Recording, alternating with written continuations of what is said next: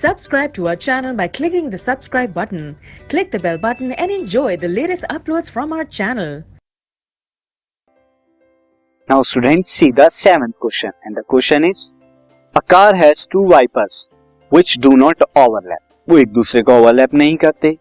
Each wiper has a blade of length 25 centimeter sweeping through an angle of 115 degree. Find the total area cleaned at each sweep of the blade.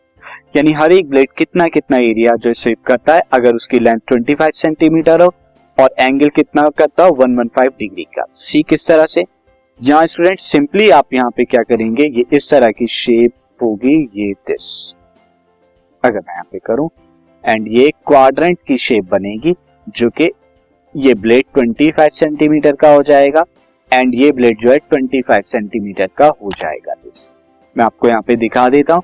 अब ये मैंने figure depict कर ली है student. सी इस तरह का होगा जो ब्लेड बनाएंगे 25 सेंटीमीटर और 25 सेंटीमीटर और ये एंगल कितना होगा 115 डिग्री का हो जाएगा.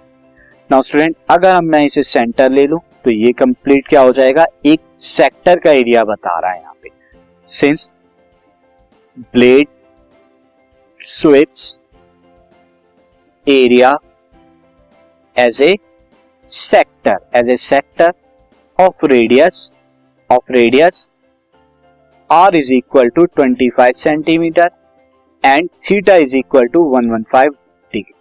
तो फाइनली एरिया कितना हो जाएगा, एरिया ऑफ ईच स्वीप जो हो जाएगा ये कितना होगा, this will be the theta by 360 into pi R square, यानी कि 115 बाई 360 इंटू में 22/7 इंटू में 25 इंटू में 25 ये आपका आएगा.